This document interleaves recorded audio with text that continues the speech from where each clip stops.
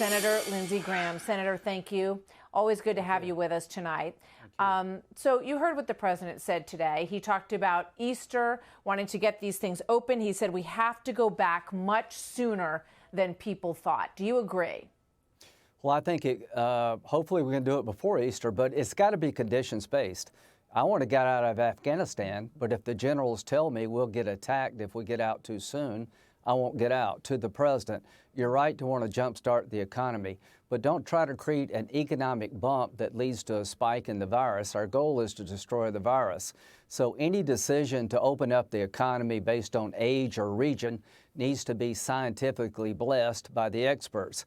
Any president who turns down sound advice during a war usually regrets it. So my goal is to turn on the economy, but it's got to be conditions-based. If the data supports it, I'm for it. If it doesn't, I'm against it. And I'll just say this, if most Americans heard from Dr. Blix and Dr. Fauci that it was not safe to go back to work, no matter what the president said, most would not go back to work.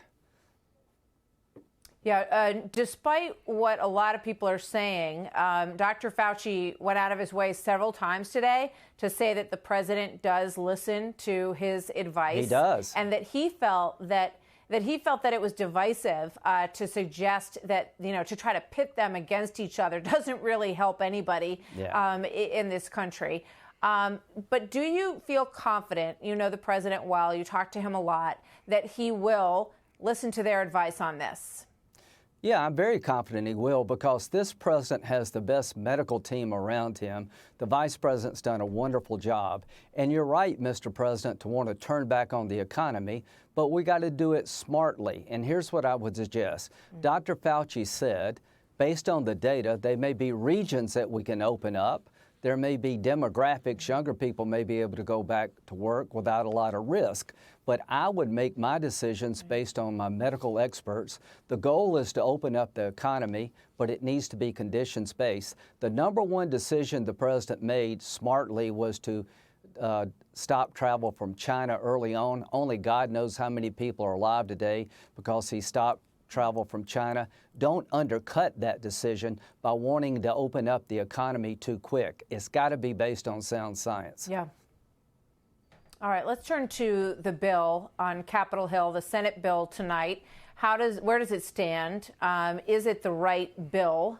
I know obviously there's a lot of push to get it done, but it needs to be something that is effective.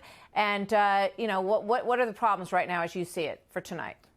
Well, it doesn't need to be the Green New Deal. This bill had a bunch of junk in it that was just a liberal wish list. I think most of it's out. Mitch McConnell said we're inside the 2-yard line, but here's the problem.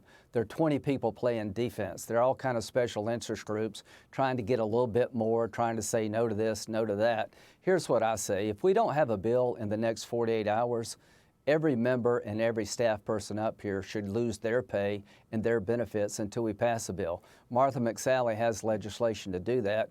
If we don't have a bill in the next 48 hours, I'm going to go to the floor of the Senate and make a unanimous consent request to cut our pay and benefits off until we pass one.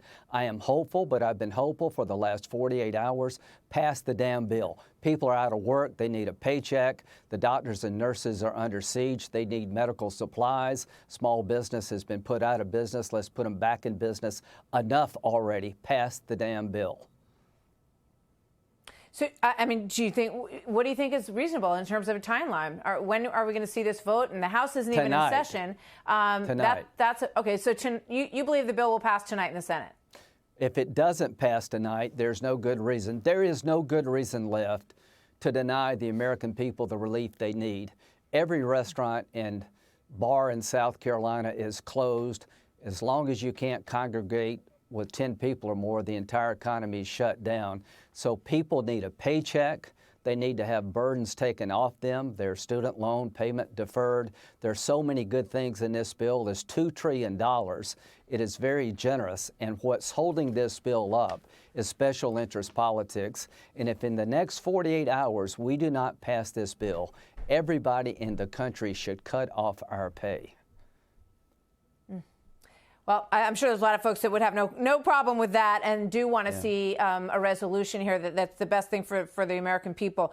Senator Romney's in quarantine. A number of senators are in quarantine. Should members of the House and the Senate be able to vote, given these extreme circumstances, remotely?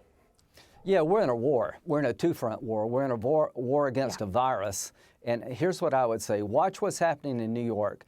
Do you want that movie to come to your neighborhood? I'm all for trying to jumpstart the economy and turn it back on where it makes sense. But what's happening in New York could come to South Carolina or any other place if we really don't watch it here. So here's my hope, is that we can pass this bill, which will put money into the economy, buy time, take fear and burdens off people, and we can focus on killing the virus. We're at war with this virus. I want to starve it, I want to bomb it, and I want to kill it. You starve it by having social distancing. To all those people who are not following the guidelines, shame on you. You bomb it by having therapies that will make it less lethal, and you kill it with a vaccine. When will we turn the corner? When there are less infections, therapies that really work, not just talked about on TV, and a vaccine's on the horizon. That's when you will have turned the corner. Senator, thank you.